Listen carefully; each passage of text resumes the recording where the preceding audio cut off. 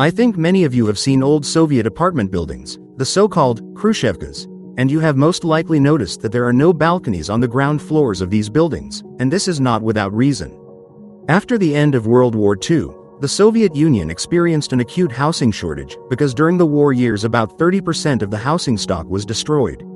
The luxurious Stalinist houses were housing for the elite, and most of the population lived in communal apartments and barracks, which did not even have amenities. In 1954, Khrushchev demanded that architects create several projects of simple and cheap prefabricated houses, united into microdistricts. The new housing was not supposed to be an architectural work, but an industrial product. In his understanding, housing should be as simple and cheap as possible. In 1948, the panel housing system of engineer Raymond Camus was patented in France.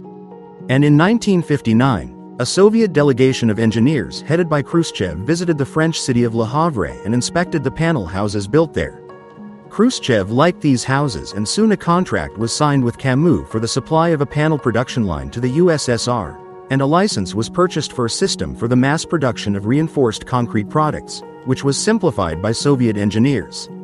Compared to French houses, Khrushchev-era buildings were simplified and made cheaper as much as possible.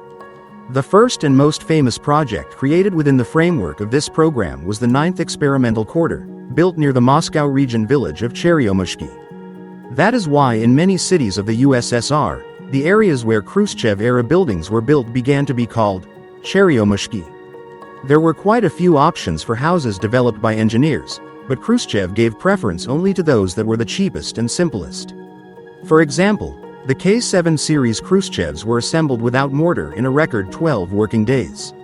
In rural areas and small towns, 2, 3 and 4-story Khrushchevs were erected.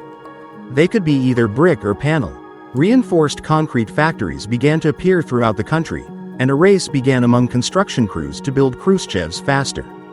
Thus, in Leningrad, a 5-story Khrushchev was erected in just 5 days. But because of this, the quality of construction suffered greatly, although Khrushchev did not care.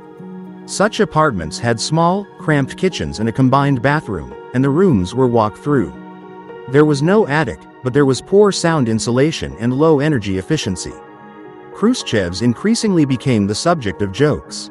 Residents said about bathrooms and low ceilings. Khrushchev connected the bathroom with the toilet, but did not have time to connect the floor with the ceiling. There were also no balconies on the ground floors due to total savings during construction. Sometimes not only the first floor, but also the entire entrance or the entire house could be deprived of balconies. And only after Khrushchev's resignation and Brezhnev's rise to power did they begin to reconsider their attitudes towards housing for the working class. The new houses were called Brezhnevkas. They had separate bathrooms, loggias, more spacious kitchens and separate rooms. The development became more diverse and attractive. The gradual abandonment of the construction of Khrushchevkas began in 1969, although in some cities of the USSR they were built until the 1980s. Subscribe to the channel. There will be much more interesting ahead.